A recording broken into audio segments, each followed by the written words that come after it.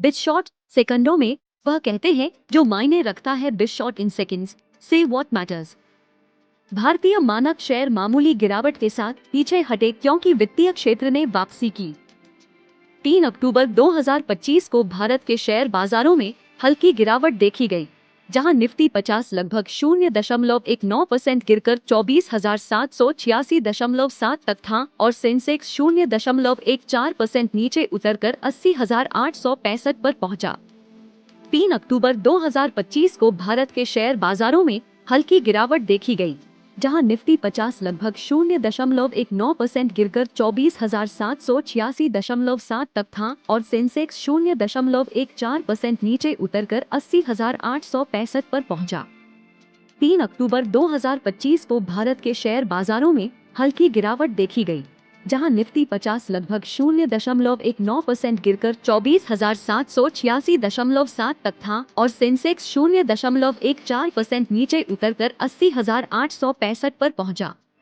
यह गिरावट मुख्य रूप से वित्तीय फाइनेंशियल सेक्टर की कमजोरी के कारण हुई, जिसने पहले सप्ताह की तेजी के बाद रुझान खो दिया।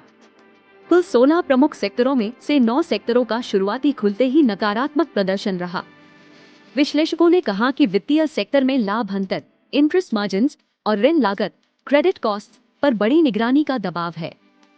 इस सप्ताह की शुरुआत में बाजारों ने आरबीआई के बड़े कॉरपोरेट और पूंजी बाजारों के लिए उधार नियमों में छूट की घोषणा के बाद तेजी दिखाई थी, किंतु विदेशी पोर्टफोलियो निवेशकों की लगातार बहिर्वाह सितंबर में 2.7 अरब की निकासी ने इस रुझान को कमजोर कर दिया है।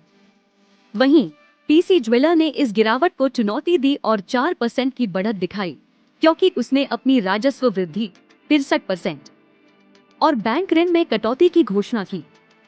एक्सिस बैंक ने भी लगभग 2% की वृद्धि की, जब मॉर्गन स्टैनले ने ओवरवेट रेटिंग और लक्ष्य बढ़ाया। विश्लेषक सावधानी बरत रही है कि विदेशी बिक्री में कमी नहीं आई तो बाजारों की तेजी टिकना मुश्किल होगा। उन्होंने कहा कि आरबीआई की सहायता प्रक्रिया सिर्फ अस्थायी राहत दे सकती है और दीर्घकालीन सुधार के लिए नए पूंजी प्रवाह और सकारात्मक वैश्विक संकेत महत्वपूर्ण होंगे। Source Reuters.